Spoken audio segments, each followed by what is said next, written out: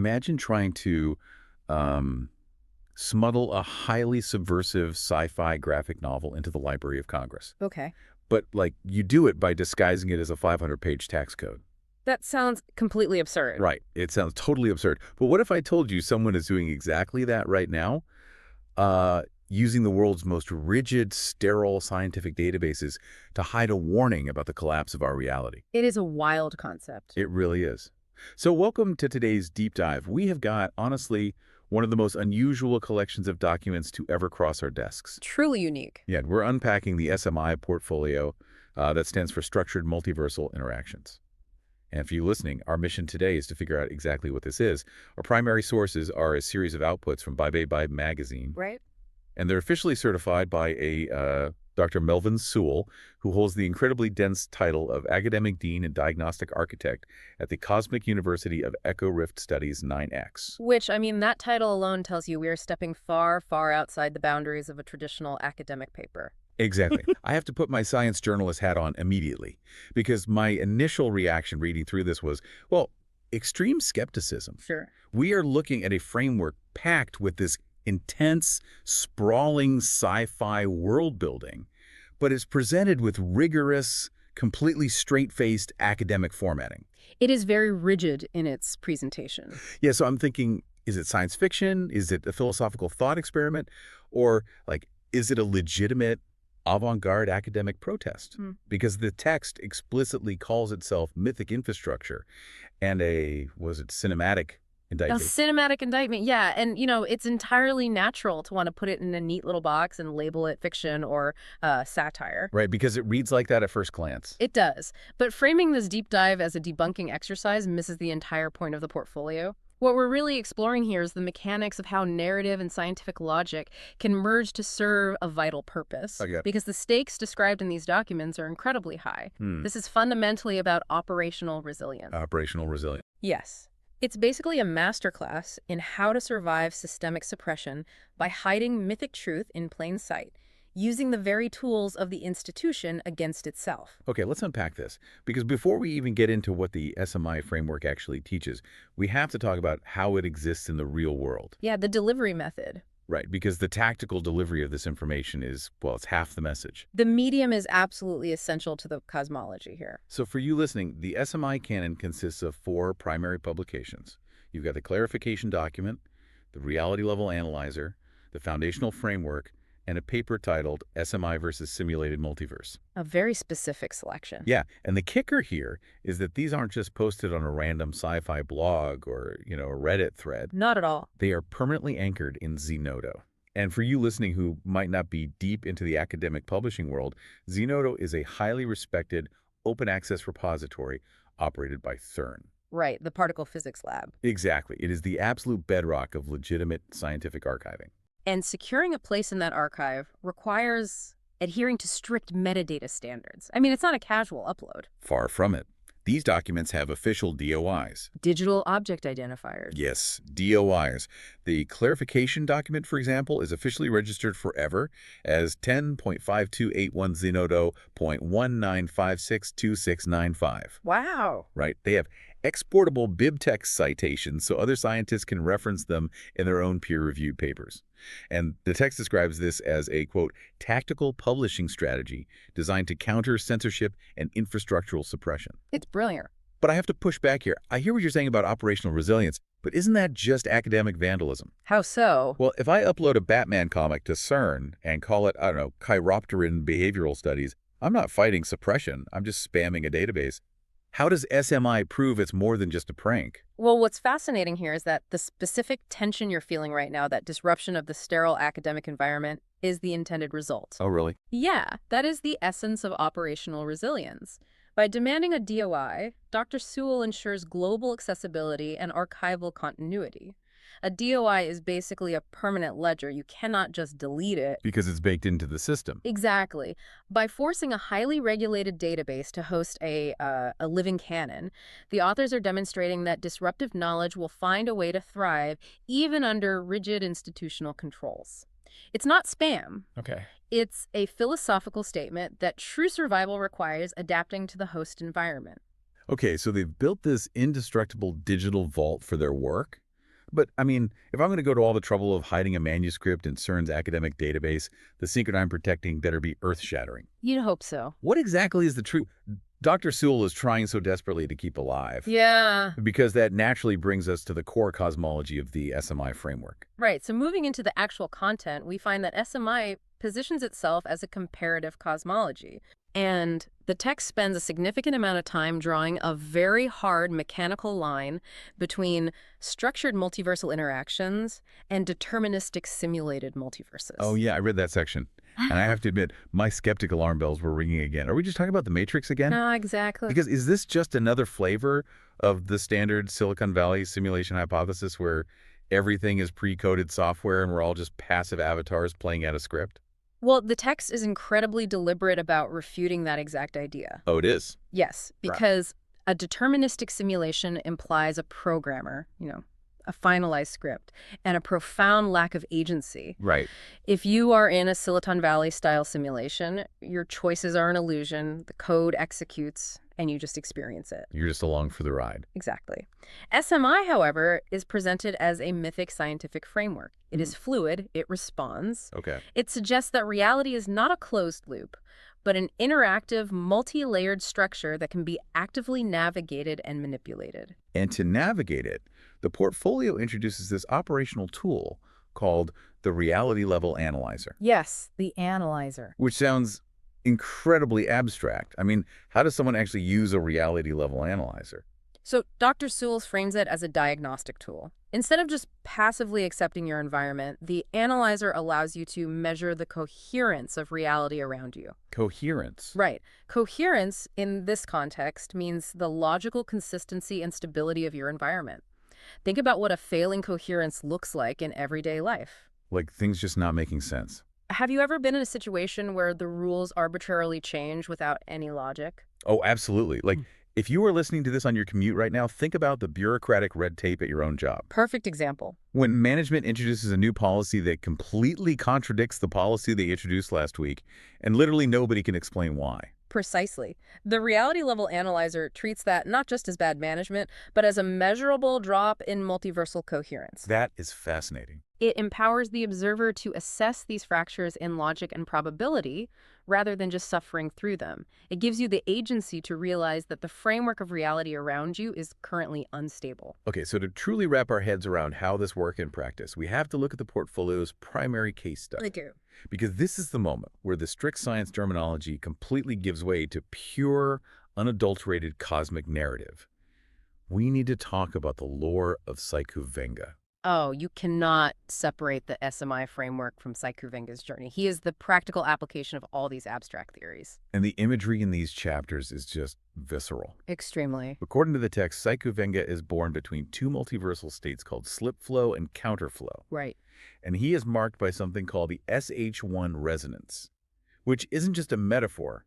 It's described as an agonizing physical manifestation, like ancient symbols literally burned into his skin, acting as both a curse and a multiversal anchor. It grounds the high-level physics of the framework in a very physical, very human struggle. Yeah, and he actively relies on an analyzer HUD. A heads-up display. Exactly. It acts as an early warning system, constantly alerting him of failing coherence and rising collapse probability. And he uses it to detect and combat multiversal threats. Like the ones mentioned in the canon. Yes, the text lists things like counterflow mimics, coherence predators, and null-flow pockets. And we should consider the terminology there. It blends physics like null flow, probability, with biological predatory concepts. Right, like a predator hunting prey. Yes, a coherence predator isn't just a bad guy with a laser gun. It is an entity that actively feeds on the logical stability of a system, draining the agency of the people within it. Wow. And the mechanics of how Saikou fights them are incredibly detailed. They're a science in themselves. He uses what the canon calls arc formations. And this isn't just swinging a sword, it's a highly structured 5-stage ritual. The text breaks it down into resonance, geometry, correction, intent, and deploying the slip flow edge. And we really shouldn't gloss over those steps. Think of geometry here not as like high school math, but as forcing a chaotic, collapsing environment into a rigid, stable shape. Okay. Saikou uses it to literally grid out a collapsing pocket of reality. Resonance is tuning his own frequency to match the baseline reality, and correction is the act of realigning the corrupted variables. It's like he's debugging reality. Essentially, yeah. Then comes intent, which is the sheer willpower to force the change, culminating in the slip flow edge, which cuts through the multiversal decay. But, and this is key, when things get really desperate, he taps into something called true flow force. And the cost of this is massive. Unbelievable cost. The text explains that using true flow force bends the multiverse to his will, but the feedback shatters his own coherence. Right. With every pulse, his physical and mental stability degrade. It maps the classic hero sacrifice directly onto quantum instability. I mean, the more he alters reality, the less real he becomes. So then we hit chapter 7. Ah, the dark truth. Surrounded by corrupted data and failed, alternate versions of himself, Saikou realizes something terrifying. He isn't just a multiversal cop fighting monsters. No, he's not. He is the anomaly. Reality itself is hunting him. The canon ends with this incredibly cinematic moment. He's standing in a collapsing slip flow corridor, totally defiant, and he says, quote, "If the multiverse wants me gone, it can try harder." That defiance perfectly blends the mythic narrative with the scientific concepts of the framework. Here's where it gets really interesting. When I read that twist, it felt exactly like a biological immune system. How so? Think about it. The multiverse is the human body, and Saikou Venga is this glitchy, hyperactive white blood cell. He thinks he's fighting off infections, the coherence predators, and no-flow pockets. But from the body's perspective, his use of true flow force is causing an autoimmune crisis. Oh, that's a great analogy. Reality itself is deploying antibodies to delete him, simply to maintain its own baseline stability, even if that stability is inherently flawed. This raises an important question, though. What's that? If Saikou Venga is the anomaly that the system is desperately trying to purge, what does that mean for you, the reader? Oh, wow. If we connect Saikou's failing coherence, his battle against an environment, trying to delete him back to our earlier discussion of systemic suppression, Yeah. what is Dr. Sewell actually trying to tell us? That's a brilliant pivot. Yeah. We aren't just supposed to watch Saikou like an action movie. Exactly. We're supposed to map his experience onto our own lives. Saikou Venga is the ultimate narrative embodiment of fighting infrastructural collapse. His struggle against the counterflow mimics mirrors the portfolio's real-world struggle against censorship and closed academic loops. Right. He is operational resilience personified. That reframes the entire document. It's so easy to get lost in the cool sci-fi terminology of no-flow pockets and slip-flow edges, but the portfolio explicitly warns us against taking this as pure entertainment. It does. If you scroll all the way down past the Zenodo links and the lore, you hit a section in bold all caps called the Sovereign Diagnostic Disclaimer. And that disclaimer is the skeleton key that unlocks the true utility of the entire project. It really is. The portfolio, and this includes the Echo Riff films and the Bibebibebibe studio posts, states incredibly clearly that it is not affiliated with any government, political party, intelligence agency, or activist group. Pure neutrality. Yes. It defines itself strictly as a sovereign broadcast and mythic infrastructure. It says the ultimate goal of all this lore is exposing ritualized containment, actor convergence, and systemic erosion. Very specific terms. Furthermore, it insists that the glyph, the collapse protocols, and the interpretations are strictly diagnostic tools. They are not political endorsements. By doing that, they are forcefully stripping away any partisan or institutional labels. They are demanding that the reader view this framework completely outside the standard tribal political spectrum. So what does this all mean? I have to be honest, from a journalistic standpoint, I read that disclaimer and I get a little frustrated. Why is that? Well, I think, okay, if you want to critique systemic erosion or a bureaucratic overreach, why not just write a well-researched op-ed? Sure, the traditional route. Yeah. Why invent coherence predators? Create an entire fictional university and hide your critique in a Zenodo physics archive under the guise of multiversal interactions. It seems like an incredibly convoluted way to make a point about modern society. If we connect this to the bigger picture, though, we have to look at what actually happens to conventional critiques today. If you write an op-ed about systemic failure, what happens the moment you publish it? It immediately gets categorized. Right. It's labeled left-leaning or right-leaning, and half the population dismisses it without reading past the headline. And to be clear to you listening, we're not taking sides here on any specific political issue, but it is just a fact that things get instantly polarized. Exactly that. It is absorbed by the very system it's trying to critique. It gets politicized. It falls victim to exactly what the text warns about actor convergence and ritualized containment. Let me make sure I understand actor convergence. Hmm. Are they talking about how every single news event, whether it's a public health crisis, a tech monopoly, or an economic shift, immediately gets sucked into a binary political screaming match? Yes. The nuance is erased because all the actors converge on the same tired talking There points. is a perfect real-world translation of the concept. The system contains the critique by turning it into standard, predictable political content. Wow. Okay. It neutralizes the threat by giving it a familiar label. But by using mythic infrastructure, Dr. Sewell creates a diagnostic tool that completely bypasses those political cognitive defenses. Oh, I see. It is a Trojan horse. Because you can't dismiss Saikou Venga as a partisan Thanks. operative. Exactly. You can't accuse a counterflow mimic of pushing a specific political agenda. It forces the listener to step outside their ingrained political reactions. It demands critical thinking. Yeah. It asks you to take these abstract multiversal anomalies and map them onto the systemic erosion happening in your own real-world institutions. It arms you with a new, neutral vocabulary. That makes so much sense. When you see an institution failing, you aren't just seeing bureaucracy or the other political party ruining things, you are diagnosing infrastructural suppression and collapse probability. It changes the very mechanics of how you observe reality, which honestly brings us all the way back to the start. It does. We've traced this incredible journey today.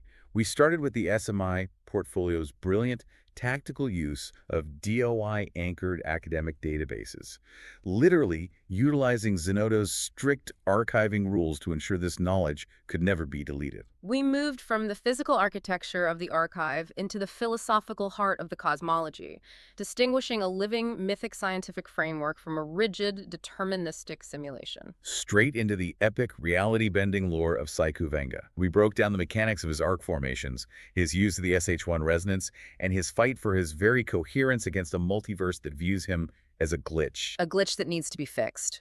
Yeah.